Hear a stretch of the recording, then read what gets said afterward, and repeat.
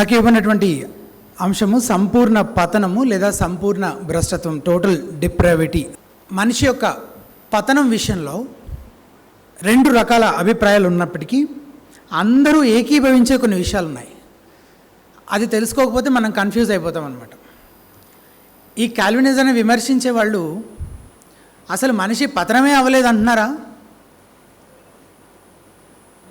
పాపం కారణంగా అసలు పతనం అనేది జరగనే లేదు అని అంటున్నారా? కాదు కాదు కాదు కాదు కాదు. సో అందరూ ఏకీభవించే విషయాలేంటి? ఆదికాండం 3:17 మంచి చెడ్డలు తెలివించే వృక్ష ఫలములను తినకూడదు, నీవు వాటిని తినుదినమున నిశ్చయముగా చచ్చెదవని నరునికి ఆజ్ఞాపించెను. ఆదం హవ్వలు పండు తిన్నారా? తిన్నారు. చచ్చారా? చనిపోయారా లేదా? చనిపోలేదని చెప్పలేము. ఎందుకు అట్లా చెప్తే ఇప్పుడు దేవుడు ఆజ్ఞాపించిన ఈ మాట తప్పిపోయినట్లు అవుతుంది. చనిపోయారని చెప్పలేము, ఎందుకంటే బ్రతికే ఉన్నారు కదా, తర్వాత కూడా మనకు కనబడుతున్నారు కదా. మరి ఇంతకీ చనిపోయారా లేదా? చనిపోయారు. అయితే భౌతికంగా చనిపోలేదు. భౌతిక మరణం కూడా శాపంలో భాగంగా వచ్చింది, కానీ వెంటనే జరిగింది మాత్రం ఆత్మీయ మరణం. అంటే దేవునికి వారు దూరం అయిపోయారు, దేవునితో వారికి ఉన్న సంబంధం పాడైపోయింది, అది తెగిపోయింది. ఈ సత్యమే బైబిల్లో వేరువేరు వర్ణనలు వాడి వివరించబడింది అనమాట. ఉదాహరణకు కొరింథీయులకు రాసిన 2వ పత్రిక 4:4 మీకు స్క్రీన్ పైన వర్సెస్ డిస్ప్లే అవుతాయి. కొరింథీయులకు రాసిన 2వ పత్రిక 4:4 దేవుని స్వరూపి అయిన క్రీస్తు మహిమను కనబరచు సువార్త ప్రకాశము వారికి ప్రకాశింపకుండా నిమిత్తము ఈ యుగ సంబంధమైన దేవత, వాడుక భాషలోను అలాగే మిగిలిన ఇంగ్లీష్ ట్రాన్స్లేషన్స్లోను యుగ దేవుడు, గాడ్ ఆఫ్ దిస్ వరల్డ్ అని ఉంటుంది అనమాట, అవిశ్వాసులైన వారి మనోనేత్రములకు గ్రుడ్డితనము కలుగజేసను. సో ఒక మనిషి యొక్క స్థితిని వర్ణిస్తూ వాడిన మొదటి పోలిక ఏంటి? లేదా ఒకానొక పోలిక మనోనేత్రములకు ఏం కలుగజేస్తాడంటే గ్రుడ్డితనము. రోమపత్రిక 1:22 వారి అవివేక హృదయము అంధకారమాయను అనే మాట చూస్తున్నాం. ఎఫెసీ 4:18 వారైతే అంధకారమైన మనస్సు గలవారై. సో మనిషి యొక్క పతనం, అతని ఆత్మీయ మరణం, దేవునికి అతను దూరమైన స్థితిని అంధత్వంతో, గుడ్డితనంతో బైబిల్ వర్ణిస్తోంది. అది ఒక పోలిక, ఒక వర్ణన. ఇంకో వర్ణన ఏంటంటే ఎఫెసీయులకు రాసిన 2వ పత్రిక 1వ అధ్యాయంలో మనం చూస్తే, మీ అపరాధముల చేతను పాపముల చేతను మీరు చచ్చిన వారై ఉండగా ఆయన మిమ్మల్ని క్రీస్తుతో కూడా బ్రతికించను. సో రెండో రకమైన వర్ణన ఏంటి? మనిషి పతనాన్ని ఉద్దేశించి బైబిల్ ఎలా వర్ణిస్తోంది? అతను చచ్చినవాడు, చనిపోయిన స్థితిలో ఉన్నాడు. సో ఇంతవరకు అందరూ ఒప్పుకుంటారు, ఇంతవరకు అందరూ అగ్రి అవుతారు, ఎవరు విభేదించరు ఈ విషయాలన్నిటితో. ఎలాంటి భేదాభిప్రాయం లేదు వీటిలో. పాపము మానవుణ్ణి ప్రభావితం చేసింది, ఇది క్రైస్తవులు అందరూ ఏకీభవించే విషయమే. కానీ ఎంత మేరకు ప్రభావితం చేసింది? మనిషి సంపూర్ణంగా భ్రష్టుడైపోయాడా లేక పాక్షికంగా భ్రష్టుడయ్యాడా? ఎఫెసీయులకు రాసిన పత్రిక 2:1 జాగ్రత్తగా గమనిస్తే, ఎవరు మనల్ని తిరిగి బ్రతికించారట? దేవుడు మనల్ని బ్రతికించాడంట. విశ్వాసం ఉంచడం ద్వారా మిమ్మల్ని మీరు బ్రతికించుకున్నారు అని ఉంది అక్కడ. విశ్వాసం ఉంచడం ద్వారా మిమ్మల్ని మీరు బ్రతికించుకున్నారు అని ఉందా? లేదు. దేవుడు బ్రతికించాడు అని ఉంది కదా. ఇక్కడ వాడిన పోలిక ఏంటి? చచ్చిన వారై ఉండగా. ఇది అలంకార భాష ఖచ్చితంగా.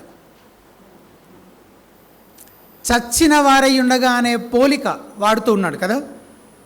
ఎందుకు? వ్యాధిగ్రస్తుడై ఉండగా, బలహీనుడై ఉండగా అనే లాంటి పోలికలు కూడా వాడచ్చు కదా. కొంచెం వీక్గా, సిగ్గా, అలాంటి పోలిక కూడా వాడచ్చు కదా. కానీ ఉద్దేశపూర్వకంగా పౌలు ఏమంటున్నాడు? చచ్చిన వాడై ఉండగా అని అంటున్నాడు. He is dead. ఎందుకంటే చచ్చిన తర్వాత శవానికి ఏ విధంగా అయితే ఎటువంటి స్పందన ఉండదో, అదేవిధంగా ఆత్మీయంగా చచ్చిన మనిషి కూడా ఏమీ చెయ్యలేని అశక్తుడుగా, నిస్సహాయుడిగా, అసమర్థుడుగా, ఏమాత్రం సామర్థ్యం లేనివాడిగా ఉండిపోయాడు. అలాంటి స్థితిలో మనిషి ఉన్నాడు అని చెప్పడానికే చచ్చిన వాడై ఉండగా అనే పోలిక పౌలు వాడుతున్నాడు అక్కడ. దేవుడు మొదట అతన్ని బ్రతికించకుండా, తిరిగి జన్మింపజేయకుండా అతనిలో ఎలాంటి స్పందన ఉండే అవకాశము లేదు. యోహాను సువార్త 3:3 అందుకు యేసు అతనితో, అంటే నికోదేముతో అంటున్న మాటలు, ఒకడు క్రొత్తగా జన్మించితేనే కానీ అతను దేవుని రాజ్యమును చూడలేడని నీతో నిశ్చయముగా చెప్పుచున్నానను. కాబట్టి రక్షణ అనేది మనిషి తనంతట తాను తన స్థితిని మెరుగుపరుచుకోవడం కాదు, దేవుడు అతన్ని తిరిగి జన్మింపజేయడం, తిరిగి బ్రతికించడం. ఒక అద్భుతమైన ఉదాహరణ ఏంటంటే లాజరు ఉదాహరణ. యోహాను సువార్త 11 లాజరు గురించి మనం చూస్తాం. లాజరు తిరిగి బ్రతకడం గురించి. లాజరు ఎంతకాలం చనిపోయి సమాధిలో ఉన్నాడు? అప్పటికే 4 రోజులు. ప్రశ్న, లాజరు తిరిగి బ్రతకడం కోసం క్రీస్తుకి ఏమైనా సహకరించాడా? పాపం యేసు ప్రభు ఒక్కడే ఎలా చేస్తాడు? ఇంత గొప్ప కార్యం ఆయన ఒక్కడే, ఆయనకు నేను కూడా కొంచెం సహకరిస్తాను అని అతను కూడా లేగవడానికి కొంచెం ప్రయత్నించాడా? లాజరు తనలో విశ్వాసాన్ని ఉత్పత్తి చేసుకున్నాడా? ఏమీ లేదు. క్రీస్తు అతన్ని పిలిచాడు, ఆ పిలిపే అతనిలో జీవాన్ని కలుగజేసింది. ఆయనే అతన్ని బ్రతికించి తర్వాత లాజరు బయటికి రమ్ము అని ఆజ్ఞాపించి ఉండాలి. లేకపోతే లాజరు ఎట్లా విధేయత చూపించగలడు? చచ్చిపోయినాడు కదా.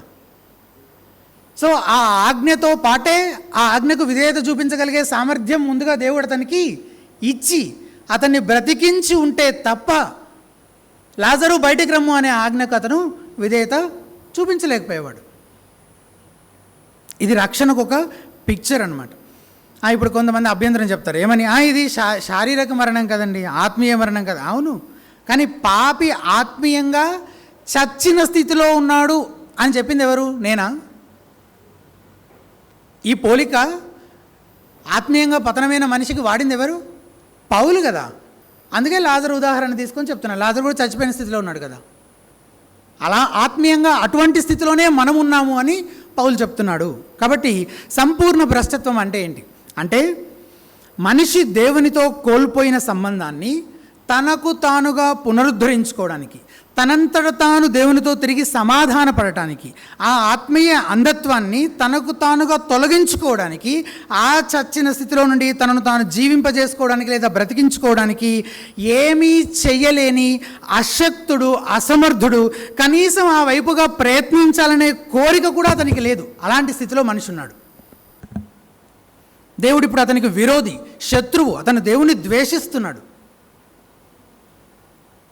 సంపూర్ణంగా అంటే పాపం మనిషికి సంబంధించిన ప్రతి విభాగాన్ని ప్రభావితం చేసింది అని అర్థం. అంటే మనిషి యొక్క మనస్సు, చిత్తం, భావోద్వేగాలు, మనస్సాక్షి, కోరికలు, నిర్ణయాలు, ఇవన్నీ మనిషికి సంబంధించినవన్నీ పాప ప్రభావం కిందకు వచ్చేసాయి.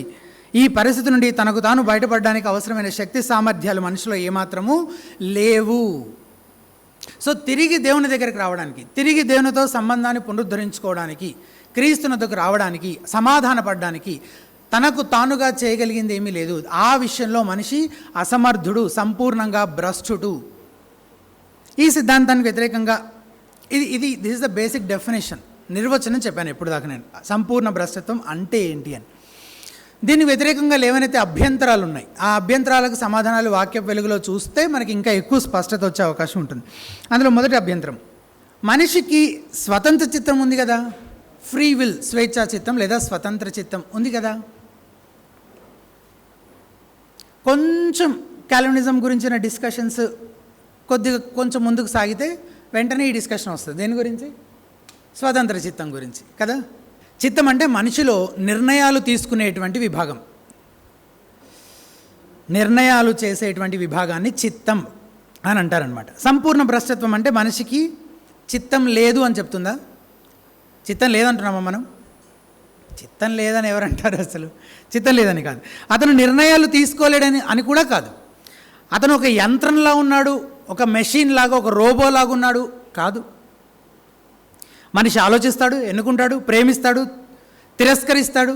కానీ ప్రశ్న ఏంటంటే అతను ఏమనుకుంటాడు, దేన్ని ఎన్నుకుంటాడు, దేన్ని తిరస్కరిస్తాడు, దేని ఆధారంగా దేన్ని ఎన్నుకుంటాడు, దేని ఆధారంగా దేన్ని తిరస్కరిస్తాడు. ఆ సామర్థ్యం ఉంది, అతనికి చిత్తం ఉంది, అది చేయగలుగుతున్నాడు. కానీ ఏం చేస్తున్నాడు ఫైనల్గా? విమర్శకులు ఏం చెప్తారంటే మనిషి చిత్తం నైతికంగా తటస్థ స్థితిలో ఉంది, ఒక త్రాసులాగా అది తటస్థంగా ఉంది. మంచికి కానీ చెడును కానీ ఎంచుకోగలిగే సమానమైన సామర్థ్యం మనిషి చిత్తానికి ఉంది అని చెప్తారు. అయితే మనిషి చిత్తం గురించి మనం అర్థం చేసుకోవాల్సిన ఒక ప్రాముఖ్యమైన విషయం ఏంటంటే, మనిషి చిత్తం ఎప్పుడూ స్వతంత్రంగా పనిచేయదు. అది సార్వభౌమత్వం కలిగినది కాదు. అంటే దాని ఇష్టానికి అది నిర్ణయాలు చేయదు. అది హృదయానికి బానిస. అంటే హృదయం ఎలా చెప్తే చిత్తం అలా నిర్ణయాలు చేస్తుంది. హృదయానికి అనుగుణంగా నిర్ణయాలు చేస్తుంది. హృదయ స్వభావానికి అనుగుణంగా నిర్ణయాలు చేస్తుంది. దానికదే స్వతంత్రంగా పనిచేసే సార్వభౌమత్వం కలిగినది కాదు. చిత్తం చేసే నిర్ణయాలన్నీ హృదయ స్వభావానికి అనుగుణంగానే ఉంటాయి. మొదట్లో పరిస్థితి ఎలా ఉండింది? మొదట్లో అంటే ఆదాము పరిస్థితి ఎట్లా ఉండింది? ఆదాముకు స్వతంత్ర చిత్తం ఉందా? ఆదాముకు స్వతంత్ర చిత్తం ఉందా? ఉంది. ఆదాముకు స్వతంత్ర చిత్తం ఉంది. మంచిని కానీ చెడుని కానీ ఎంచుకోగలిగే స్వేచ్ఛా స్వాతంత్రాలు అతనికి ఉండినవి. అయితే ఎప్పుడైతే పాపం ప్రవేశించిందో ఆదాము ఎప్పుడైతే పాపం చేసి పతనం అయిపోయాడో అప్పటి నుంచి పుట్టే ప్రతి మనిషి పరిస్థితి ఎలా ఉందంటే, ఇర్మియా గ్రంథం 17వ అధ్యాయం 9వ వచనం, హృదయం అన్నింటికంటే మోసకరమైనది, ఘోరమైన వ్యాధి గలది, దాన్ని గ్రహింపగలవాడెవడు. ఏంటి దానికి ఉన్న వ్యాధి? దానికి ఉన్న వ్యాధి ఏంటి?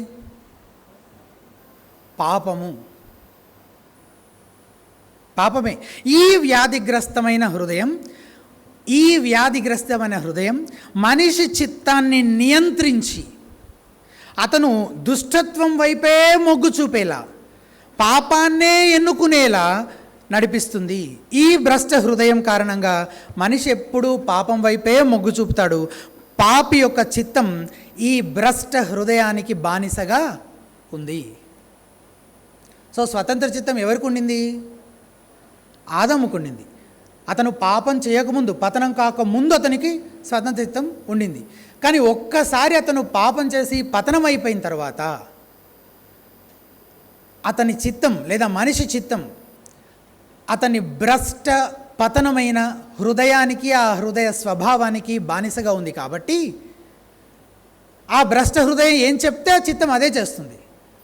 అండ్ ఆ ఘోరమైన వ్యాధి గల ఆ హృదయం ఎంతసేపు దుష్టత్వం వైపే మొగ్గు చూపేలా, చెడు వైపే మొగ్గు చూపేలా మనిషి చిత్తాన్ని నియంత్రిస్తుంది. కాబట్టి ఆ బానిస స్వతంత్రుడు అని చెప్పడం మాటల్లో వైరుధ్యం కదా. బానిస స్వతంత్రుడుగా ఉండే అవకాశం ఉంటుందా? సో ఈ మనిషి యొక్క భ్రష్ట హృదయానికి, పతనమైన ఈ స్వభావానికి బానిసగా ఉన్న మన చిత్తం స్వతంత్రం కలిగిందా? ఆల్రెడీ బానిసగా ఉన్న చిత్తం అంటున్నాం కదా, కాబట్టి దానికి స్వతంత్రము లేదు. అందుకనే పౌలు భక్తుడు రోమాపత్రిక 3వ అధ్యాయం 10 నుండి 12 వచనాలు ఏమంటున్నాడు? నీతిమంతుడు లేడు, ఒక్కడును లేడు, గ్రహించువాడెవడునూ లేడు, దేవుని వెతుకువాడెవడునూ లేడు, అందరూ త్రోవ తప్పి ఏకముగా పనికి మాలిన వారేరి, మేలు చేయువాడు లేడు, ఒక్కడును లేడు. నీతిమంతుడు, దేవుని వెతికేవాడు, మేలు చేసేవాడు ఒక్కడు కూడా లేడంట.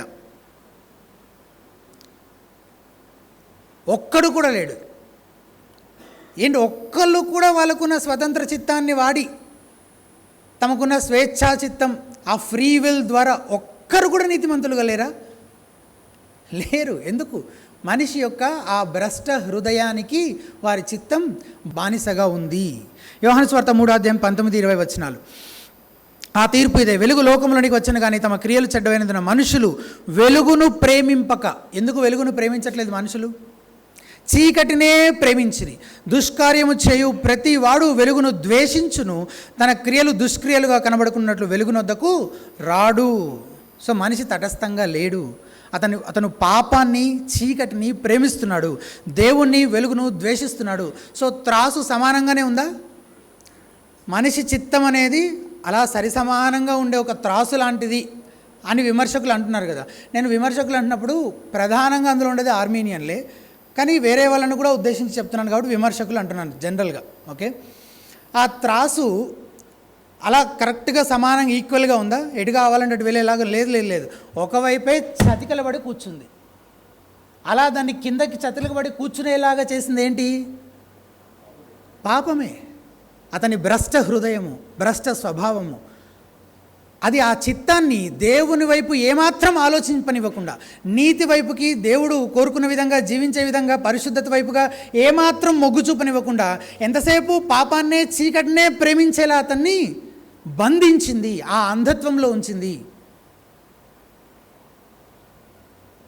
మనిషి చిత్తం పాపానికి బానిసగా ఉంది. ఈ విషయాన్ని సరిగ్గా అర్థం చేసుకోవడం కోసం యేసుప్రభువు వారి మాటలు కూడా ఒకసారి పరిశీలిస్తే, యోహాను సువార్త 6:44 నన్ను పంపిన తండ్రి వానిని ఆకర్షించితేనే కానీ ఎవడునూ నా యుద్ధకు రాలేడు. ఈ వచనాన్ని కొంచెం నెమ్మదిగా చూడండి. ఎవడును, కొందరు రాగలుగుతారు, కొంచెం పరిశుద్ధంగా, నీతిగా, విశ్వాసం ఉంచగలిగిన వాళ్ళంతా రాగలుగుతారు. ఉందా? ఎవడునూ రాలేడు. ఇది ఒక విశ్వవ్యాప్త ప్రకటన, యూనివర్సల్ స్టేట్మెంట్. రాలేడు. ఇక్కడ యేసుప్రభువు వారు ఏమంటున్నారు? రాడు అనట్లేదు, రావడానికి ఇష్టపడడు, అతనికి ఇష్టం లేదు, రావాలనే మనసు లేదు అని అనట్లేదు. ఏమన్నారు? రాలేడు అని అంటున్నాడు. చాలా ప్రాముఖ్యమైన వ్యత్యాసం. యేసుప్రభువు ఇక్కడ వాళ్ళు రాలేరు అంటున్నాడంటే వాళ్ళకు వచ్చే సామర్థ్యం లేదు అని అంటున్నాడు. మరి వచ్చేవారు ఎలా వస్తున్నారు? ఆ వచనంలోనే ఉంది. వచ్చేవాళ్ళు ఎలా వస్తున్నారు? ఎగ్జాక్ట్లీ, తండ్రి ఆకర్షించబట్టి వాళ్ళు వస్తున్నారు. అంటే తండ్రి ఆకర్షించకపోతే వాళ్ళు ఎవరు? రారంటున్నారు మీరు. రారంటే మళ్ళీ వాళ్ళకి రావడానికి ఇష్టం లేదేమో అనే భావన కూడా ఉంది అందులో. అలా కాదు, వాళ్ళు రాలేరు. రోమపత్రిక 8:7-8 శరీరానుసారమైన మనస్సు దేవునికి విరోధమై ఉన్నది, అది దేవుని ధర్మశాస్త్రమునకు లోబడదు. ఓకే, లోబడదు అని చెప్పి ఊరుకున్నాడా? కాదు. ఇంకొక మాట యాడ్ చేస్తున్నాడు, ఏమాత్రమును లోబడ నేరదు. పౌలు లోబడదు అని చెప్పి లోబడం నేరదు అంటే లోబడటం ఇష్టం లేదని మాత్రమే కాదు, లోబడే సామర్థ్యం కూడా అతనికి లేదు అని చెప్తున్నాడు. ఇక్కడ సమస్య సమాచారం లేకపోవడం కాదు, ఇక్కడ సమస్య హృదయానికి ఉన్న వ్యాధి. అది దేవునికి విరోధంగా ఉంది. అంటే దానికి బానిసగా ఉన్న చిత్తం అది చెప్పినట్టే వింటుంది. కాబట్టి ఏ మనిషి తనకు తానుగా దేవుని చింతకు రాలేడు.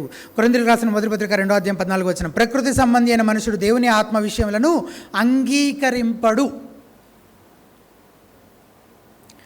అవి అతనికి వెర్రితనంగా ఉన్నాయి, అవి ఆత్మానుభవం చేతనే వివేచింపదగును కనుక అతడు వాటిని గ్రహింపజాలడు. అసలు ఇంతకంటే స్పష్టమైన భాష ఇంకేమైనా ఉంటుందా? ఎంత ఖచ్చితంగా చెప్తున్నాడు పౌలు కదా. లేదు, మాకు ఇంకా ఎంతో కొంత, మనిషికి ఇంకా ఎంతో కొంత సామర్థ్యం ఉంది. అది విమర్శకుల వాదన అనమాట. అతను చచ్చిపోయిన స్థితిలోనే ఉన్నాడు, పతనం అయ్యాడు, అదంతా ఓకే, అదంతా ఒప్పుకుంటాం మేము. కానీ అతనిలో ఇంకా దేవుని తట్టు తిరగగలిగేలా, విశ్వాసం ఉంచగలిగేలా ఇంకా ఎంతో కొంత సామర్థ్యం అతనికి ఉంది అనేది విమర్శకుల వాదన. కాల్వినిజం ప్రకారం బైబిల్లో నుంచి ఇప్పుడు నేను ఈ వచనాలన్నీ చూపించి కాల్విన్ ఏం చెప్పాడో చెప్పట్లేదు నేను కదా, బైబిల్ ఏం చెప్తుందో చూస్తున్నాం మనం. బైబిల్లో ఉన్న ఈ వచనాలన్నీ ఖరాఖండిగా ఏం చెప్తున్నాయి? అతనికి ఆ సామర్థ్యం ఎంత మాత్రము లేదు. అతను అంగీకరించడు, వెర్రితనంగా భావిస్తాడు, గ్రహింపజాలడు. హృదయం దేవుని వైపు మొగ్గు చూపే పరిస్థితి లేదు. అందుకే అతన్ని ప్రకృతి సంబంధి అయిన మనిషి అని అన్నారు. ఒక ముఖ్యమైన వ్యత్యాసాన్ని గుర్తుంచుకోండి. ఇక్కడ మనిషికి చిత్తం గురించి మనం మాట్లాడుకుంటున్నాం. మనిషికి సహజ సామర్థ్యం, సహజ స్వేచ్ఛ, న్యాచురల్ ఫ్రీడమ్ ఉంది. అంటే తాను కోరింది చేస్తాడు. ఏం తినాలి, ఎక్కడ పని చేయాలి, తర్వాత ఎవరిని వివాహం చేసుకోవాలి, ఎక్కడ నివసించాలి, ఇలాంటి ఎన్నో నిర్ణయాలు అతను తీసుకోగలుగుతాడు. దీన్ని న్యాచురల్ ఫ్రీడమ్, సహజ స్వేచ్ఛ అని అంటే కనుక అది మనిషికి ఉందా? ఉంది. మనిషి నిర్ణయాలు చేస్తున్నాడు కదా. ఆ నిర్ణయాలన్నీ వివాహం చేసుకోకూడదు అనుకున్న వాళ్ళు చేసుకోకుండా ఆగిపోగలుగుతున్నారు కదా, చేసుకోవాలనుకునే వాళ్ళు ఎలాగైనా చేసుకుంటున్నారు కదా. సో ఈ సహజ స్వేచ్ఛ తన చిత్తానికి ఉందా లేదా? ఉంది. కానీ ఏం లేదని చెప్తున్నాం మనము, ఆత్మీయ స్వేచ్ఛ, మోరల్ ఫ్రీడమ్ లేదు. లేదంటే ఎందుకు లేదు? అతను దాన్ని కోల్పోయాడు. ఆదామునందు ఆ ఆత్మీయ స్వేచ్ఛను అతని చిత్తం కలిగి ఉండాల్సిన ఆత్మీయ స్వేచ్ఛను ఆదాము కలిగి ఉన్నాడు. కానీ పతనం కారణంగా మనిషి దాన్ని కోల్పోయాడు. కాబట్టి దేవుని ప్రేమించే, దేవునికి లోబడే, క్రీస్తు వద్దకు వచ్చే హృదయం అతనిలో లేకుండా పోయింది. మిగిలిన అన్ని విషయాల్లో అతను నిర్ణయాలు చేయగలుగుతున్నాడు. ఆ సహజ స్వేచ్ఛ అతని చిత్తానికి ఉంది. కానీ ఈ ఆత్మీయ స్వేచ్ఛ అతనికి లేదు. ఎందుకు? యోహాను సువార్త 8:34 పాపము చేయు ప్రతివాడు పాపమునకు దాసుడు. పాపము చేయు ప్రతివాడు పాపాన్ని ఇష్టపడుతున్నాడు కాదు, పాపాన్ని ప్రేమిస్తున్నాడు మాత్రమే కాదు, పాపానికి దాసుడు. దాసుడు డూలోస్ అనే గ్రీకు పదానికి అక్కడ వాడిన పదం యాక్చువల్గా బానిస. అండ్ బానిస తన యజమాని నియంత్రణలోనే ఉంటాడు. అంటే పాపి తన చిత్తం ప్రకారమే పనిచేస్తాడు. జాగ్రత్తగా వినండి. చిత్తమే లేదని కాదు, దానికి స్వేచ్ఛ అసలే లేదని కాదు. పాపి తన చిత్త ప్రకారమే నిర్ణయాలు చేస్తాడు, తన చిత్త ప్రకారమే నడుచుకుంటాడు, పనిచేస్తాడు. కానీ అతని చిత్తం స్వతంత్రంగా లేదు, అది పాపానికి బానిసగా ఉంది. ఇది ఇప్పుడు దాకా మనం చూసిన ఈ వచనాలన్నింటి యొక్క సారాంశం. అండ్ నేను వాడే ప్రతి మాట అందులో నుంచే, బైబిల్ వచనాల్లో నుంచే డైరెక్ట్గా బారో చేసి అవే పదాలు వాడుతున్నాను నేను కూడా.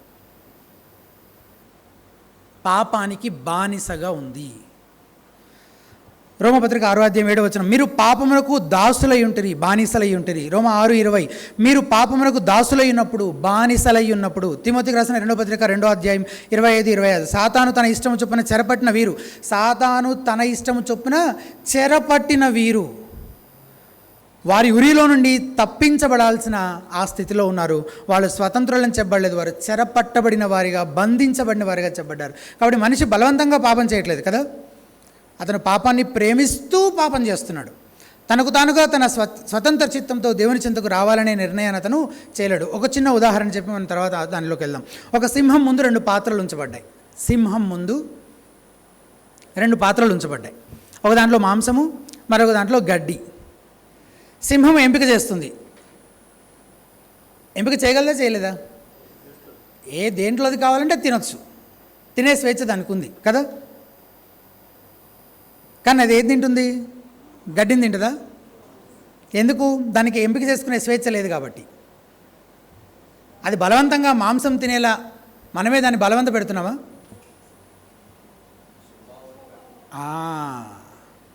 సో చిత్తం చేసే నిర్ణయాలు ఎప్పుడు స్వభావానికి అనుగుణంగా ఉంటాయి.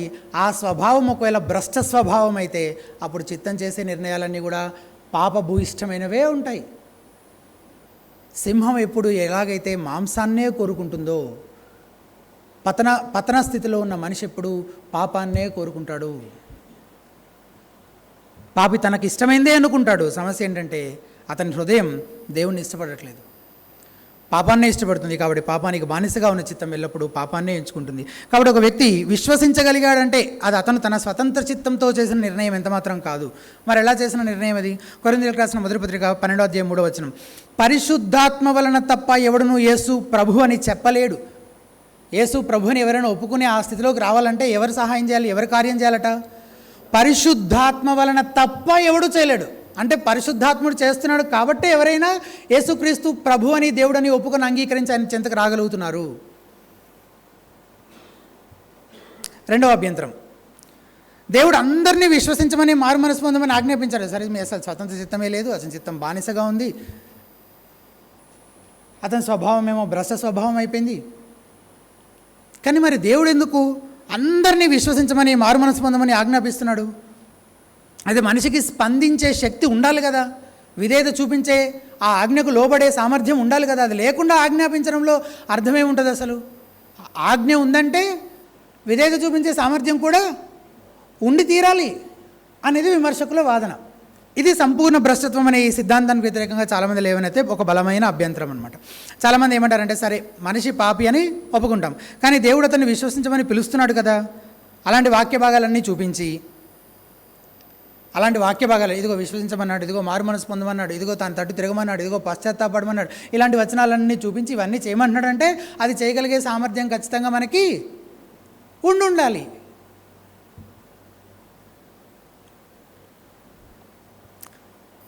ఆజ్ఞ ఉంటే సామర్థ్యం కూడా ఉండాలి కదా. మనకు కూడా సహజంగా ఇలా అనిపిస్తుంది, దేవుడు మనం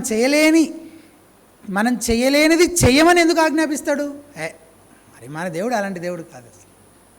మనం చేయలేనిది చేయమని ఎందుకు ఆజ్ఞాపిస్తాడు? అలా చేస్తాడు మన దేవుడు? సహజంగా మనం కూడా అలాగే ఆలోచిస్తాం. కాబట్టి దేవుడు విశ్వసించమని పిలిచాడు అంటే మనిషిలో విశ్వసించగలిగే సహజ సామర్థ్యం ఉండాలి. ఇది వినడానికి చాలా బలమైన అభ్యంతరంగా కనిపిస్తుంది. ఇంతకీ బైబిల్ ఏం చెప్తుందో చూద్దామా.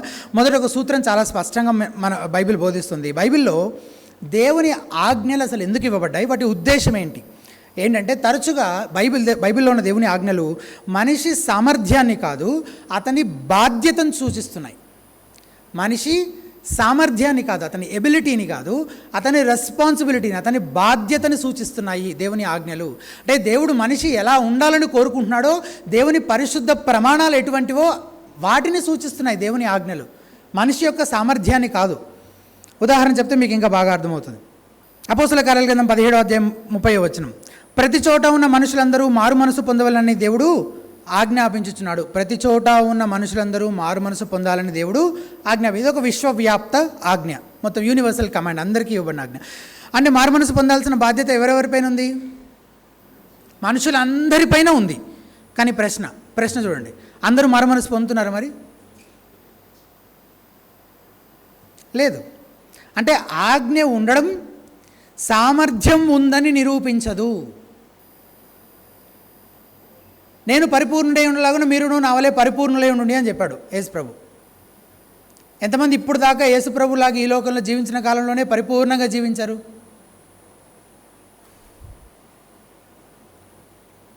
అంటే ఆజ్ఞ ఉన్న ప్రతి చోట దాన్ని సమర్థవంతంగా పూర్తి స్థాయిలో దానికి విధేయత చూపించగలిగే సామర్థ్యం కూడా మనిషికి ఉండాల్సిందేనా? లేదు. ఆజ్ఞ ఉన్నంత మాత్రాన సామర్థ్యం కూడా ఉండి తీరుతుందని చెప్పలేం. మనుషులకు సామర్థ్యం లేకపోతే ఎవ్వరూ దేవుని ఆజ్ఞలకు విధేయత చూపించలేరు కదా. మరి సరే, సామర్థ్యం లేదనుకుందాం, సామర్థ్యం లేదు మనిషికి, కానీ ఆజ్ఞ ఉంది. ఎందుకు ఇంకా మరి ఎవరు ఆజ్ఞకు విధేయత చూపించలేరు కదా.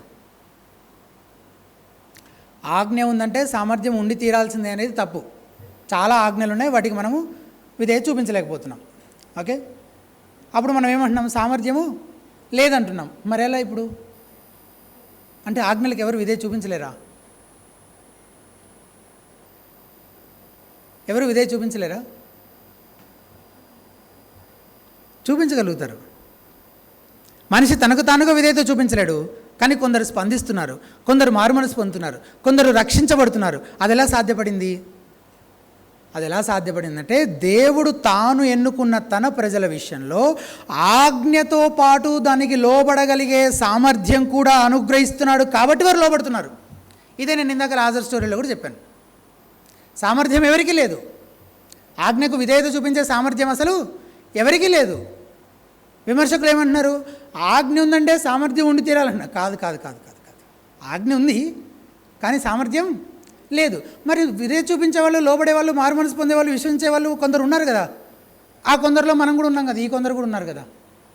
మరి వీళ్ళ విషయంలో అది ఎట్లా సాధ్యపడింది? మనకు ఆ సామర్థ్యం ఎక్కడి నుంచి వచ్చింది? దేవుడే ఇచ్చాడు. సో ఆజ్ఞ విశ్వవ్యాప్త ఆజ్ఞ, యూనివర్సల్ కమాండ్. కానీ అందులో కొందరు విధేయత చూపించగలుగుతున్నారంటే వాళ్ళకు ఎవరికీ లేని సామర్థ్యం వీళ్ళకి ఎక్కడి నుంచి వచ్చింది? ఈ విధేయత చూపించే ఈ కొందరికి ఎక్కడి నుంచి వచ్చింది ఆ సామర్థ్యం? దేవుడు ఆ కొందరి విషయంలో ఆజ్ఞ మాత్రమే ఇవ్వలేదు, ఆ కొందరి విషయంలో ఆజ్ఞ ఇచ్చి సామర్థ్యం కూడా ఇచ్చాడు.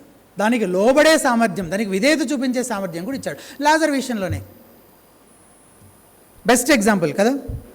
4 రోజులైంది, లాజరు బయటికి రమ్ము, ప్రభు పేరు పెట్టి పిలిచాడు కాబట్టి సరిపోయింది. లేకపోతే బయటికి రమ్ము అంటే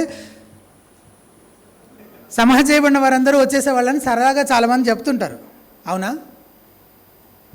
అందరూ వచ్చేసేవాళ్ళ? ఆలోచిస్తున్నారా? లాజరు పేరు చెప్పినంత మాత్రాన అందరూ వచ్చేసేవాళ్ళ? ఎందుకు రాలేరు?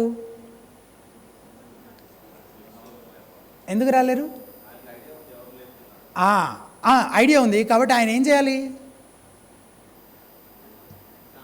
బయటకు రమ్మనగానే వచ్చేస్తాడు లాజరు. లోపల ఏం చేస్తాడు? టైంపాస్ చేస్తుండా కూర్చొని? లోపల పిలవంగానే ఎట్లా వస్తాడు? సో ముందు ఈయన అతన్ని బ్రతికించకుండా ఎలా బయటకు వస్తాడు? సో ఇతన్ని బ్రతికించి విధేయత చూపించగలిగే సామర్థ్యం ముందు ఇచ్చాడు కాబట్టే కదా బయటకు వస్తున్నాడు. లాజరుని పేరు పెట్టి పిలవకపోయినా ఆయన సామర్థ్యం ఎవరికి ఇవ్వాలనుకున్నాడో వాళ్ళకే ఇస్తాడు, వాళ్ళే వస్తారు బయటికి. అందరు ఎట్లా వస్తారు? ఆజ్ఞ ఉంది, ఉంటే సామర్థ్యం ఉండాల్సిందే అనేది వాదన. లేదు, సామర్థ్యం ఎవరికి లేదు. మరి ఎవరికి లేకపోతే ఆజ్ఞకి ఎవరు విధేయత చూపించే వాళ్ళందరూ ఎట్లా చూపిస్తున్నారంటే ఆ విధేయత చూపించగలిగే సామర్థ్యం కూడా ఆ కొందరికి ఎవరిస్తున్నారు? దేవుడే ఇస్తున్నాడు. Yes, exactly.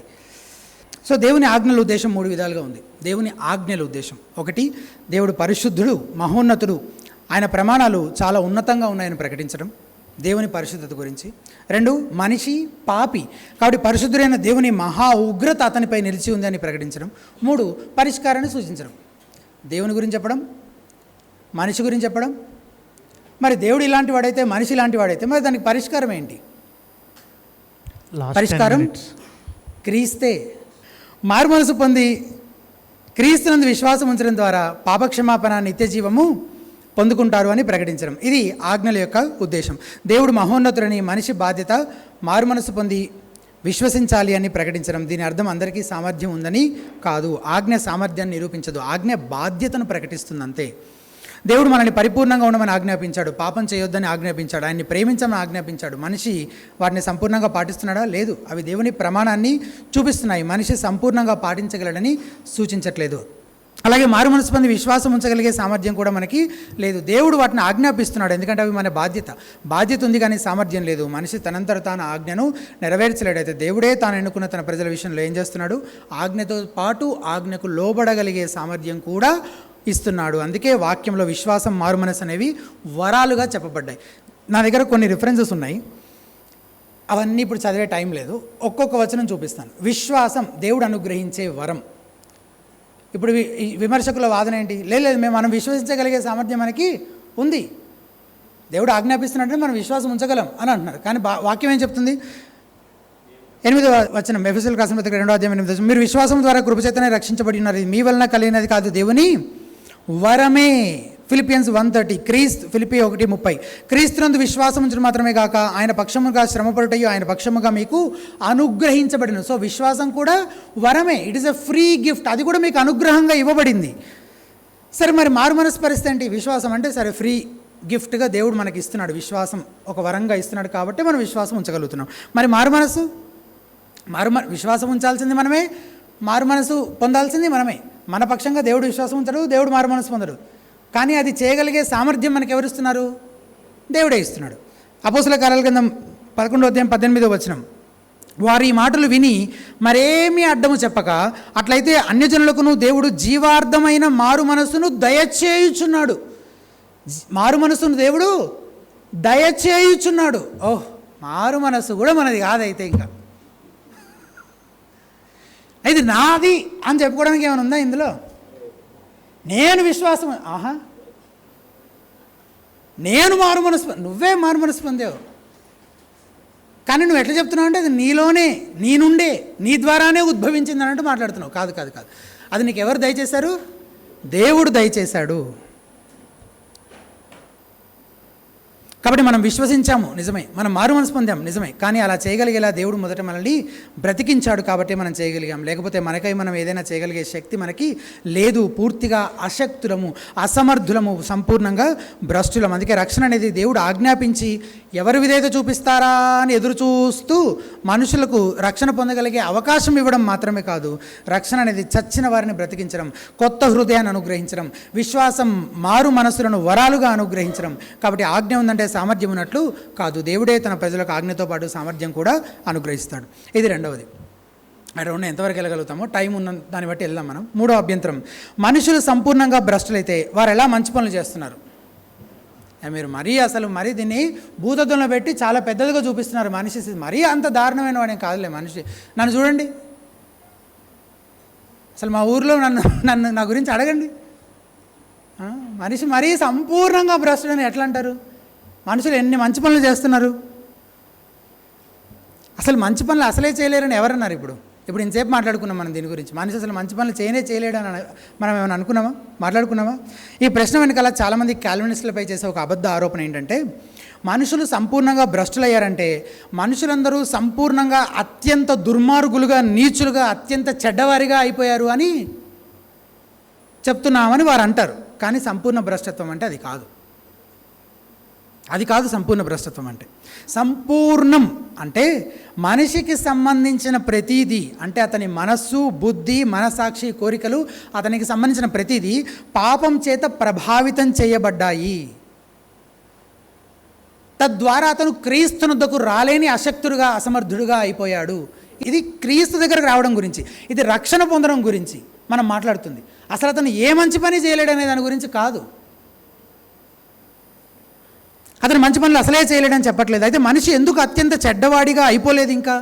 ఎందుకంటే దేవుడు అతన్ని నియంత్రిస్తున్నాడు కాబట్టి.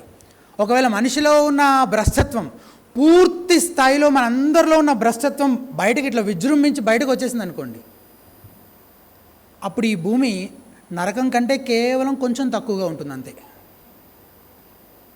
మరి అదంతా అట్లా బయటకు వచ్చేయకుండా ఎవరు నియంత్రిస్తున్నారు? సార్వభౌముడైన దేవుడు నియంత్రిస్తున్నాడు. మనుషులు ఇంకా మంచి పనులు చేస్తున్నారు కదా, మరి దేవుని దృష్టిలో వాటికి అసలు విలువే లేదా? అత్యంత సాధారణమైన మరియు బలమైన అభ్యంతరాలు ఇది కూడా ఒకటి. చాలామంది అడుగుతారు, మనిషి తన కుటుంబాన్ని ప్రేమిస్తున్నాడు, పేదలకు సహాయం చేస్తున్నాడు, దాన ధర్మాలు చేస్తున్నాడు, తన జీవితాన్ని ఇతరుల కోసం అర్పిస్తున్నాడు, వీటిని దేవుడు ఎలా చూస్తున్నాడు? వీటిని రోమపత్రిక 3వ అధ్యాయం 10-12 వచనాలు. ఇవన్నీ ఉన్నాక కూడా దేవుడు ఏమంటున్నాడు? నీతిమంతుడు లేడు. ఇవన్నీ ఉన్నాయా? ఉన్నాయి. అయినా దేవుడు మనుషులందరి గురించి దేవుడు అంటున్న మాట ఏంటి? నీతిమంతుడు ఒకడు కూడా లేడు. ఇప్పుడు ఈ గందరగోళం ఇంకాస్త పెరిగింది. ఒకవైపు మనుషులు మంచి పని చేస్తున్నారు, ఖచ్చితంగా అవి మంచి పనులే, అనుమానం లేదు. మరోవైపు దేవుడు నీతిమంతుడు ఒకడు కూడా లేడని చెప్తున్నాడు. ఏంటి, ఎక్కడ సమస్య ఉంది? ఆ నీతి క్రియలు అస్సలు పరిగణలోకి ఎందుకు తీసుకోవట్లేదు దేవుడు? దీన్ని ఎలా అర్థం చేసుకోవాలి? అంటే మనం మంచి పనులు అని కొన్ని పనులు చూసి అంటున్నాము, కానీ దేవుడు అనట్లేదు. అంటే దేవుడు ఏం చూస్తున్నాడు? మనం చూడందేదో దేవుడు చూస్తున్నాడు. ఏం చూస్తున్నాడు? 1 సమూయేలు గ్రంథం 16వ అధ్యాయం 7వ వచనం. మనుష్యులు పైరూపమును లక్ష్య పెట్టుదురు కానీ యెహోవా హృదయమును లక్ష్య పెట్టును. సో మనం చూడందేదో దేవుడు చూస్తున్నాడు. మనకు అది సామాజికంగా మంచి పనిలాగా అనిపిస్తుంది, అది మంచిదే. మనం అర్థం చేసుకోవాల్సిందంటే పైకి కనిపించే క్రియల్లో లేదు సమస్య. క్రియ మంచిదే, దాన ధర్మాలు చేయడం మంచిదే, కుటుంబాన్ని ప్రేమించడం మంచిదే. క్రియలో లేదు సమస్య. ఎక్కడుంది? ఆ క్రియలు ఎక్కడి నుంచి అయితే ఉత్పత్తి అవుతున్నాయో, ఎక్కడి నుంచి అయితే బయటకు వస్తున్నాయో ఆ మూలంలో ఉంది సమస్య.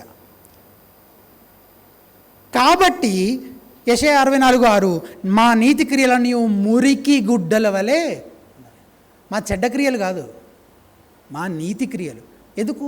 క్రియల్లోనే ఏదైనా సమస్య ఉందా? అవి ఎక్కడి నుంచి అయితే పుడుతున్నాయో, ఎక్కడి నుంచి అయితే బయటకు వస్తున్నాయో ఆ మూలంలో ఉంది సమస్య. అది అపవిత్రమైనది కాబట్టి దానిలో నుంచి వచ్చే సమస్తము అపవిత్రమైనదిగానే కనిపిస్తుంది దేవుని దృష్టికి. మురికి గుడ్డలు మీ క్రియలు. ఎందుకు? అవి ఎక్కడి నుంచి వస్తున్నాయి? అంత చండాలమైన అపవిత్రమైన సోర్స్, మూలం నుంచి వస్తున్నాయి కాబట్టి దేవుని దృష్టికి అవంతా అసహ్యమైనవిగా కనిపిస్తున్నాయి. దేవుడు వాటిని అన్నిటినీ పరిగణలోకి తీసుకోడు. మత్తయి 5:20, శాస్త్రుల నీతి కంటే పరిసయ్యుల నీతి కంటే మీ నీతి అధికము కానిడల మీరు పరలోక రాజ్యంలో ప్రవేశింప నేరరు. ఎందుకు? వాళ్ళ నీతికి ఉన్న సమస్య ఏంటి? ఇదే సమస్య. పతనమైన మనిషికి ఉన్న సమస్యే. తమ సొంత సామర్థ్యం పైన ఆధారపడి తమ సొంత నీతితోనే దేవుణ్ణి ఏదో చేయాలనే ప్రయత్నం. అంటే మనుషులు ఎవ్వరూ తమ స్వనీతితో దేవుని రాజ్యంలో ప్రవేశించారు. ఇంతకీ సమస్య ఎక్కడుంది? హృదయంలో ఉంది కదా. అది సరిగ్గా లేకుండా అందులో నుంచి ఉద్భవించే ప్రతిదీ దేవుని దృష్టికి మురికి గుడ్డలే, అపవిత్రమైనవే. మత్తయి 7:11, మీరు చెడ్డవారయ్యుండి మీ పిల్లలకు మంచి ఈవులను ఎరిగి ఉండగా, మీరు చెడ్డవారయ్యుండి మీ పిల్లలకు మంచి ఈవులు. అంటే మనిషి చేసే నీతి క్రియలు అతను నీతిమంతునిగా చేస్తున్నాయా? చేయట్లేదు. అతను మంచిగా చేస్తున్నాడంట, అయినప్పటికీ అతని స్థితి గురించి ప్రభు ఏమంటున్నాడు? చెడ్డవారనే అంటున్నాడు. అంటే అతను చేసే క్రియలు అతన్ని నీతిమంతునిగా చేస్తున్నాయా? ఎందుకు? అతను చేసే క్రియలు అతని హృదయాన్ని పవిత్రం చేస్తాయా? చేయు. ఆ నీతి క్రియలు సమాజంలో ఉన్నదా అంటే దేవుని ఇచ్చే ప్రత్యేక కృపను బట్టి ఎలాగో మంచి చేయగలుగుతున్నాడు కొన్ని మంచి పనులు. కానీ అవి అతని మూలాన్నే శుభ్రపరిచి, పవిత్రపరిచి, హృదయాన్నే పరిశుద్ధపరిచి అతని నీతిమంతునిగా దేవుని అతను నిలబెడతాయా ఆ నీతి క్రియలు? లేదు. అది జరిగే అవకాశం లేదు. అతను ఇప్పటికీ ప్రభు చెడ్డవాడనే సంబోధిస్తున్నాడు. అతని మంచి క్రియలు అతని స్థితిని మార్చలేవు. కానీ ఎవరు మార్చగలరు? మన ప్రభు అతని స్థితిని మార్చగలడు, అతని హృదయాన్ని మార్చగలడు. ఆ పాత రోత ఆ హృదయాన్ని తీసేసి కొత్త హృదయాన్ని, నూతన హృదయాన్ని ఆయన ఇచ్చి అతని స్థితిని మార్చగలిగింది కేవలం దేవుడు మాత్రమే. అతను ఎన్ని నీతిక్రియలు చేసినా ఆ నీతిక్రియలని, అతని స్థితిని, అతని హృదయాన్ని, ఆ హృదయానికి ఉన్న ఆ వ్యాధిని నయం చేయలేవు. పాపులుగా దోషులుగా ఉన్న వారిని నీతిమంతులుగా ఆయన మాత్రమే, క్రీస్తు మాత్రమే తీర్చగలడు. ఏ మనిషికి స్వతహాగా ఈ సామర్థ్యము లేదు. దేవుడే తన ఏర్పాట్లో ఉన్న వారికి తిరిగి జన్మింపజేయడం ద్వారా క్రీస్తుని అనుకునే సామర్థ్యం వారికి అనుగ్రహించి వారిని నీతిమంతులుగా తీరుస్తాడు. మనిషి చేసే నీతి క్రియలు భ్రష్ట హృదయంలో నుంచి వస్తున్నాయి, ఘోరమైన వ్యాధి కలిగిన హృదయంలో నుంచి పుడుతున్నాయి. దేవుని యెడల విశ్వాసము కలిగి ఆయన మహిమ కోసం ఆయన పైన ఆధారపడుతూ ఆయన ఇలా ప్రేమ కలిగి చేసినవి కావవి. విశ్వాసంతో చేశారా? దేవుని యెడల ప్రేమతో చేశారా? ఆయన మహిమ కోసం చేశారా? ఆయనపై ఆధారపడుతూ చేశారా? కాదు. అలా చేసిన క్రియలు కాదవి. మరి ఎందుకు చేశారు ఆ క్రియలు? వాళ్ళకు వేరే ఉద్దేశాలు ఉన్నాయి. తమ కీర్తి కోసమో, పేరు ప్రతిష్టల కోసమో, దేవుని ముందు తాము సమర్థులమని నిరూపించుకోవడానికి కోసమో, దేవునికి వేరుగా తాము ఏదో సంపాదించుకోవడం కోసం చేస్తున్న క్రియలు అవన్నీ దేవుని దృష్టికి హేయమైనవిగా ఉన్నవి, మురికి గుడ్డలు. కాబట్టి సమస్య క్రియల్లో లేదు, దాని మూలంలో ఉంది. అది ఏ హృదయంలో నుంచి వస్తుంది, ఏ ఉద్దేశాలతో బయటకు వస్తున్నాయి ఆ క్రియలు. సామెతలు 15:8 భక్తిహీనులు అర్పించు బలులు యెహోవాకు హేయములు. బలులు ఎందుకు హేయములు? యెహోవాకి అర్పిస్తున్న భక్తిహీనుని హృదయం దేవునికి దూరంగా ఉంది కాబట్టి. అందుకే హెబ్రీ గ్రంథకర్త ఇలా అంటున్నాడు, హెబ్రీ 11:6, విశ్వాసము లేకుండా దేవునికి ఇష్టడై ఉండుట అసాధ్యము. విశ్వాసం నుండి వచ్చేది, దేవుని మహిమ నిమిత్తం చేసేది, దేవునిపై ఆధారపడుతూ ఆయన ఎడల ప్రేమ కలిగి చేసే క్రియలను మాత్రమే, అటువంటివి దేవుడు అనుగ్రహించిన క్రొత్త హృదయం నుండే పుట్టే ఆ క్రియలను మాత్రమే దేవుడు అంగీకరిస్తాడు, పరిగణలోకి తీసుకుంటాడు. మిగిలినవన్నీ ఆయన దృష్టికి మురికి గుడ్డలే. చివరి అభ్యంతరం 4వది, మనిషి రాలేకపోతే, అశక్తుడు, అసమర్థుడు, సంపూర్ణంగా భ్రష్టుడైతే దేవుడు అతను ఎట్లా బాధ్యుడిగా ఎంచుతాడు కదా? దేవుడు అతను రెస్పాన్సిబుల్ చేయడానికి అవకాశం ఉంది? ఇంకా లేదు కదా. పాపం అతను ఎలాంటి స్థితి, పాపం చేయలేకపోతున్నాడు, అతను పాపం రాలేకపోతున్నాడు, అతను అయ్యో ఎంత అశక్తుడిగా బలహీనుడిగా ఉన్నాడు. అతని పైన దేవుడు తీర్పు తీర్చడం, అతన్ని నేరస్తుడిగా దోషిగా ఎంచడం ఎంత అన్యాయం అసలు అని సహజంగా ఎవరికైనా అనిపిస్తుంది కదా. మనిషి దేవుణ్ణి వెతకడా? వెతకలేడు. మనిషి క్రీస్తు వద్దకు రావట్లేదా? రాలేడు. మనిషి ఆత్మీయంగా చనిపోయి ఉన్నాడు. అప్పుడు వెంటనే ఈ ప్రశ్న వస్తుంది కదా, మరి దేవుడు అతన్ని దోషిగా, పాపం అతను రాలేకపోతున్నాడు అంతే, ఆ సామర్థ్యం లేదు కదా, అతన్ని దోషిగా ఎట్లా ఎంచుతాడు? ఇది అన్యాయం కదా. ఇది మనం అర్థం చేసుకోవడానికి ఒక రెండు విషయాలు అర్థం చేసుకోవాలి. ఒకటి సహజ అసమర్థత, రెండవది నైతిక అసమర్థత. ఇందాక చెప్పిన విషయం లాంటిదే, చిత్తం గురించి నేను చెప్పిన లాంటిదే ఇది కూడా. సహజ అసమర్థత న్యాచురల్ ఇనేబిలిటీ, నైతిక అసమర్థత మోరల్ ఇనేబిలిటీ. ఈ రెండింటినీ కలిపేసి సంపూర్ణ భ్రష్టత్వం అనే ఈ సిద్ధాంతం దేవుణ్ణి అన్యాయస్తునిగా చిత్రీకరిస్తుంది అని ఆరోపిస్తున్నారు. ఈ రెండింటినీ కలపడం ద్వారా, ఏ రెండింటినీ? ఈ సహజ అసమర్థత, నైతిక అసమర్థత, ఈ రెండింటినీ కలిపి దేవుణ్ణి అన్యాయస్తుడిగా చిత్రీకరిస్తుంది ఈ సిద్ధాంతం అని అంటున్నారు. కాదు, ఈ రెండింటిని విడివిడిగా అర్థం చేసుకోవడానికి ప్రయత్నిద్దాం. సహజ అసమర్థత న్యాచురల్ ఇనేబిలిటీ అంటే ఏంటి? సహజ అసమర్థత అంటే ఒక వ్యక్తికి ఏదైనా చేయడానికి అవసరమైన సామర్థ్యం లేదా శక్తి అస్సలు లేకపోవడం. ఉదాహరణకి మనిషికి రెక్కలు లేవు కాబట్టి అతను ఎగరలేడు, కుంటివాడు నడవలేడు, పుట్టుకతో చెవిటివాడు సంగీతం వినలేడు.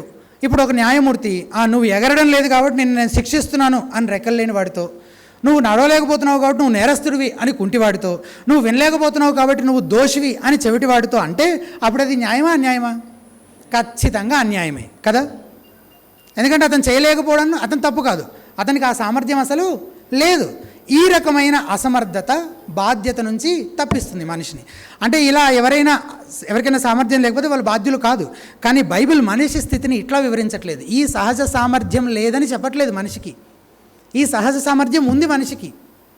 కానీ ఏం లేదని చెప్తున్నాము? నైతిక సామర్థ్యం, నైతిక అసమర్థత. దీన్నే సంపూర్ణ భ్రష్టత్వం అంటున్నాం. నైతిక అసమర్థత అంటే మనిషి తన స్వభావం, కోరికల కారణంగా సరైన దాన్ని ఎన్నుకోలేకపోవడం. ఇక్కడ గమనించాల్సిన విషయం, అతను బలవంతంగా పాపం చేస్తున్నాడా? లేదు, అతను ఇష్టపూర్వకంగా పాపం చేస్తున్నాడు. సో అతని ముందు రెండూ ఉన్నాయి, రెండింటినీ ఎన్నుకోగలిగే సామర్థ్యం అతనికి ఉంది. కానీ అతను ఎప్పుడూ దేన్నే ఎన్నుకుంటున్నాడు? పాపాన్ని ఎన్నుకుంటున్నాడు. ఇప్పుడు ద్వేషించగలుగుతున్నాడు, తృణీకరించగలుగుతున్నాడు, తిరస్కరించగలుగుతున్నాడు అంటే అతనికి ఆ సామర్థ్యం, సహజ సామర్థ్యం ఉండబట్టే కదా. అతను ఒక రోబో అనుకోండి, అప్పుడు అతను ఏదీ చేయలేడు కదా. కానీ తిరస్కరించగలుగుతున్నాడు, వెలుగును ద్వేషిస్తున్నాడు, దేవునికి విరోధిగా అతనికి తిరుగుబాటు చేసేవాడిగా ఉన్నాడు, ఈ పని చేస్తున్నాడు అంటేనే ఏంటి అర్థం? అతనికి ఆ సామర్థ్యం, సహజ సామర్థ్యం ఉంది, నైతిక సామర్థ్యం లేదు. ఎందుకు దేవుని వైపుకి మొగ్గు చూపే సామర్థ్యం అతనికి లేదు? ఎందుకంటే అతని పతనం కారణంగా.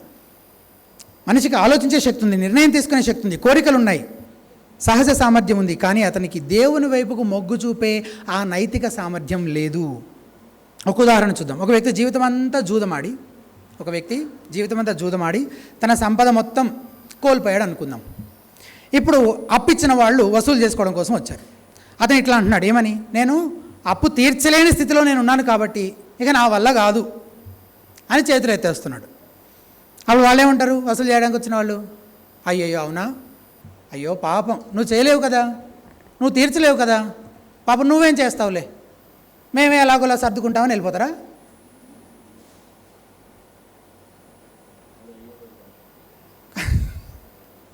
వెళ్ళిపోతారా?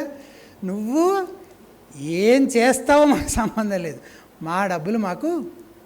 అంటే సామర్థ్యం లేకపోవడం అతని బాధ్యత నుంచి తప్పిస్తుందా?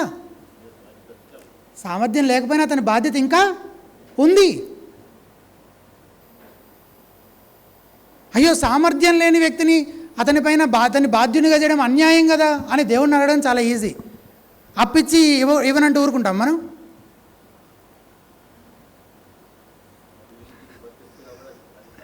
మనిషి దేవుని వద్దకు రాలేకపోతున్నాడు, కానీ ఎందుకు? దేవుడు వద్దని తలుపులు వేస్తాడా? దేవుడే బయటికి గెంటేస్తున్నాడా ఆయన దగ్గరకు వచ్చేవాళ్ళని? సో రాలేని అతని అశక్తతకు, అసమర్థతకు ఎవరు కారణం? దేవుడా? మనిషే కదా, అతని పతన స్వభావమే కదా, అతని పాపమే కదా, దానికి దేవుని బాధ్యునిగా. సో ఈ నైతిక అసమర్థత నాకు ఉంది కాబట్టి దేవుడు నన్ను ఖచ్చితంగా బాధ్యుడిగానే ఎంచుతాడు. మనిషి హృదయం దేవుని కోరుకోవడం లేదు, సమస్య మనిషి దగ్గరే ఉంది. అతను స్వేచ్ఛగా ఎన్నుకుంటున్నాడు. దేన్ని ఎన్నుకుంటున్నాడు? పాపాన్ని ఎన్నుకుంటున్నాడు. అతనికి ఆ సామర్థ్యం ఉంది కాబట్టి అసలు ఎంచుకోగలుగుతున్నాడు పాపాన్ని, కానీ ఎల్లప్పుడూ తన పాప స్వభావానికి అనుగుణంగానే ఎన్నుకుంటున్నాడు. అతని సహజ సామర్థ్యం ఉంది కాబట్టి దేవుడు తిరస్కరిస్తున్నాడు. నరకంలో ఎవరైనా ఇట్లా చెప్తారో ఆలోచించండి, ప్రభువా నేను నిజంగా నిన్ను ప్రేమించాను, ప్రభువా నీ దగ్గరికి రావాలని చాలా కోరుకున్నాను, కానీ నువ్వు నన్ను అనుమతించలేదు అని ఎవరైనా చెప్పగలరా? అలా చెప్పేవాళ్ళు ఎవరైనా నరకంలో ఉంటారా? అవకాశమే లేదు. ఎవ్వరూ దేవుని ప్రేమిస్తూ నరకానికి వెళ్ళరు. ప్రజలు తమ జీవితం అంతా కోరుకున్న దాన్నే పొందుకుంటారు. వారు ప్రేమించిన చీకటినే వారు పొందుతారు. వారు ఎంచుకున్న తిరుగుబాటుకే ఫలితం పొందుతారు. అందుకే సంపూర్ణ భ్రష్టత్వం దేవుణ్ణి అన్యాయస్తుడిగా చూపించదు. మనిషి తన సొంత పాప స్వభావం కారణంగా తిరుగుబాటు హృదయం కలిగి దేవుని తట్టు రాలేకపోతున్నాడు. అతని పాపానికి అతనే బాధ్యుడు. అతనికి సామర్థ్యం అస్సలే లేకపోవడం కాదు, సహజ సామర్థ్యం ఉంది కాబట్టే తృణీకరించగలుగుతున్నాడు దేవుణ్ణి. కానీ నైతిక సామర్థ్యం అతనే కోల్పోయాడు. దానికి దేవుడు బాధ్యుడు కాడు, మనిషి తన పాపానికి తానే బాధ్యుడు. ఇప్పుడు ఈ 4 అభ్యంతరాల తర్వాత ఒక ప్రశ్న మిగిలిపోయింది. ఏంటది? ఎవ్వరూ వెతకలేకపోతే, ఎవరు మొదట వెతికారు? మరి ఎవరు రాలేకపోతే ఎవరు వారిని ఆకర్షించారు క్రీస్తు వద్దకు? ఎవరు తమను తాము బ్రతికించలేకపోతే ఎవరు వారిని తిరిగి బ్రతికించారు? సమాధానం ఏంటి? సార్వభౌమ కృప. అయితే ఆ కృప అందరికీ అనుగ్రహించబడిందా? కొందరికేనా? అందరికీ అయితే బాగుండు అని చాలామందికి అనిపిస్తుంది, కానీ అది కొందరికే అని వాక్యం చెప్తుంది. నెక్స్ట్ సెషన్లో చూద్దాం. Thank you.